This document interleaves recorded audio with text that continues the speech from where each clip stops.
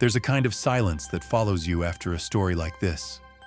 Not the comforting kind, the kind that hums behind your eyes.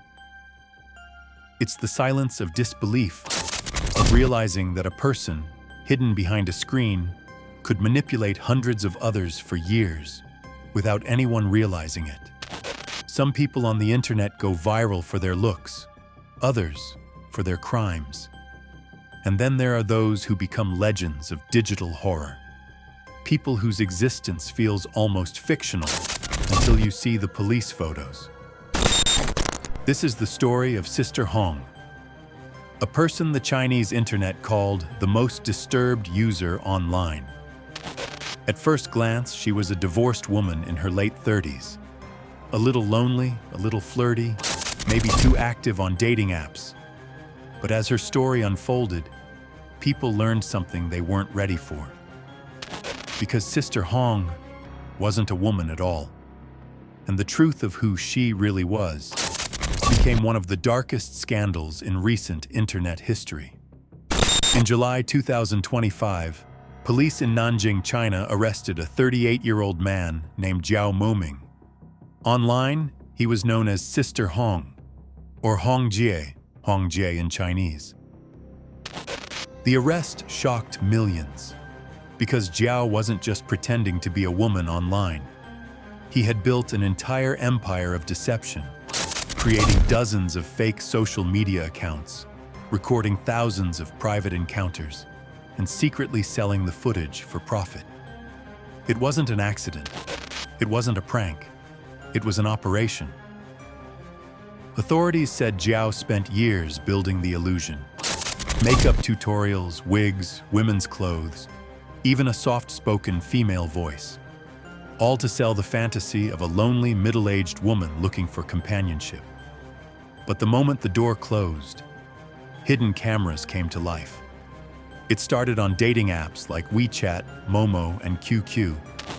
Jiao posed as a recently divorced woman, living alone, emotionally vulnerable. His tone was gentle, his words perfectly calibrated. Practiced empathy, crafted loneliness. He didn't ask for money, which made people trust him more. Instead, he'd say something like, "If you visit me, maybe bring a little cooking oil or fruit. I can't carry heavy things." It sounded harmless, even sweet. But once men arrived at his small apartment in Nanjing, he would welcome them as Sister Hong, serve tea, and invite them in. What they didn't know was that the room was wired with multiple hidden cameras, behind mirrors, in lamps, even inside air conditioning vents. The encounters were recorded, cataloged, and later uploaded to secret online groups. There, Jiao sold access to private video clips, charging small fees, gaining hundreds of members. One Chinese outlet estimated the number of victims at over 1,600 men. But the real number might be higher, because most victims never came forward. No one really knows what caused the story to unravel. Some say a victim recognized his face in a leaked clip circulating on dark forums. Others claim a neighbor noticed suspicious visitors coming and going at odd hours. But by the time police arrived, the damage was done. They found an apartment filled with hard drives, neatly labeled, numbered, organized by date and description. Some of the videos had titles like Morning Guest, Widow's Visit, or Tea at Noon. Others were cataloged more explicitly. Investigators described the footage as industrial. It wasn't about pleasure anymore. It was about volume, efficiency, money. Sister Hong had become a brand. When the story broke, Chinese social media exploded. The hashtag Sister Hong crossed 200 million views on Weibo within 48 hours. People couldn't believe it. The photos of Jiao's arrest, the wig, the red lipstick, the cheap floral dress, spread faster than wildfire. Meme pages re-edited his face into movie posters, music remixes, even cartoon parodies. The internet turned a criminal investigation into a spectacle. It became entertainment. And that's when the real horror began. Because for the victims, the men in those videos, there was no hiding anymore. Many were exposed publicly, their faces visible in the leaks. Some were married, others were students or professionals.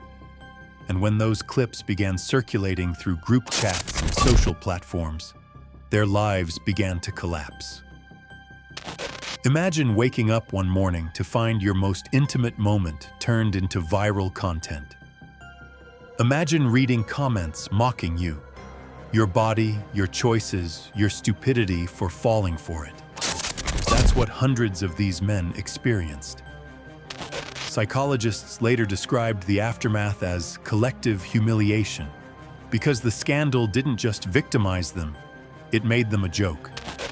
A local Chinese journalist said, "The crime became a meme before it became a trial." Some victims left their jobs. Others disappeared from social media entirely. Rumors spread that at least one victim took his own life, though this has not been confirmed. It's impossible to measure the emotional cost, but it's easy to see what the internet valued more: the content. This wasn't the first time the internet had done this. Turned pain into a punchline, shame into spectacle. But the speed was terrifying. Within days, TikTok filters appeared labeled "Sister Hong Look." Memes from Thailand, Korea, and even the US showed parody versions. In some corners of the web, people began collecting Hong's clips like trading cards. The case mutated into pop culture, a grotesque blend of curiosity, disgust, and humor. The same platforms that exposed Sister Hong's crimes also made her immortal. Because on the internet, infamy spreads faster than justice. When police questioned Jiao, he reportedly showed no remorse. He described his actions as a hobby that got out of control. But investigators uncovered digital records of payments, group chats, and transfer logs proving deliberate profit. Each clip was sold in private online groups for around 150 yuan, about $20. He earned thousands over the years, not millions, but enough to keep going. And in that detail lies a disturbing truth.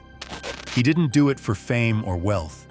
He did it for control over image, fantasy, attention, control over the men who trusted her, control over the internet's appetite for forbidden things. In interviews, one cybersecurity expert described the scandal as the most psychologically complex case of online deception in recent years. Because Sister Hong wasn't just a scammer, she was a mirror, reflecting everything broken about the digital age. Let's pause here. Why would anyone do this? And why would thousands of people fall for it? Experts point to 3 layers of psychology. 1. The mask effect. Online anonymity allows us to build ideal versions of ourselves. Sister Hong was Jiao's mask, a performance that freed him from his own shame, his own gender, his own isolation. 2. The intimacy trap. Many victims were lonely men seeking connection. By pretending to be emotionally open, Hong built trust quickly. In a world where loneliness is epidemic, empathy can be weaponized. 3. The voyeur paradox. When the story broke, millions watched the leaked clips, not out of desire, but curiosity. It's the same psychological impulse that drives true crime consumption. We don't want to admit we're watching horror until it's too late. In that sense, Sister Hong isn't just one person's story. It's a symptom of the loneliness, voyeurism, and moral fatigue of the online world. After the arrest, Chinese authorities quickly censored most of the leaked footage and shut down related forums. But it was too late. Copies had already spread across global platforms. Journalists debated how to cover the story ethically. Was it about gender deception, about sexual exploitation, or about society's fascination with scandal itself? Western media labeled Sister Hong China's most disturbing internet case. But Chinese commentators went further, calling it